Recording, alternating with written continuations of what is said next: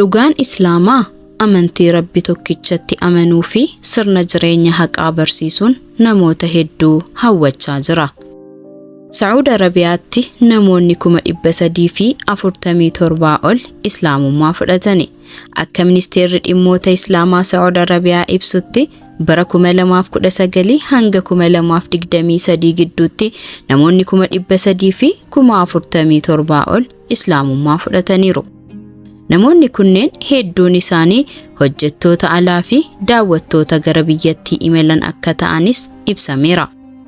Ministeerri dhimma Islaamaa da'awaa fi qajeelfama Saudii ibsa kenneen waggoottan 5 keessatti hojii daa'iiwwan alaa 423 fi waldaalee da'awaa 457 kanneen naannoo adda addaa guutuu biyyattii keessatti argamaniin hojii da'awaa qindoominaan qajeelcha ministeerichaa jalatti hojjetameen namoonni 300 fi 47 fi 646 gara Islaamummaatti akka dhufan beeksiseera jedha gabaasni tajaajila oduu mootummaa biyyattii.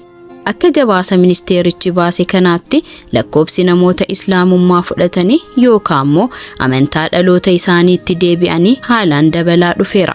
Bara 2019tti namoonni 21,000 fi 654, bara 2020tti namoonni 41,000 fi 441, bara 2021tti namoota 27,000 fi 333, bara 2022tti namoota 93,000 fi 899 akkasumas bara 2023tti ammoo namoonni 100,000 fi 63,319 amantii Islaamaa fudhataniiru.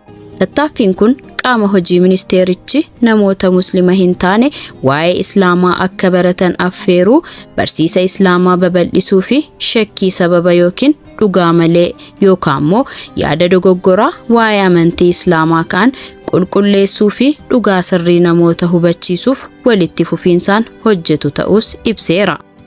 Jijjiiramni amantii kun Islaamni akka amantii nagaa, tokkummaa fi hiika jireenya namaaf kennu ta'ee mul'isa.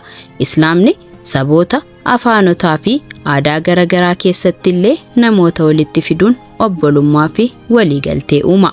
Hayyoonni amantii fi qorattootni dhimmoota hawaasummaa akka jedhanitti dhugaan Islaamaa amantii Rabbi tokkichatti amanuu fi sirna jireenya haqaa barsiisuun namoota hedduu hawwachaa jira.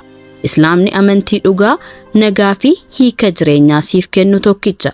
Kun humna dhugaa Islaamaa fi raajii hawwata ergaa isaa nagaa fi haqaati.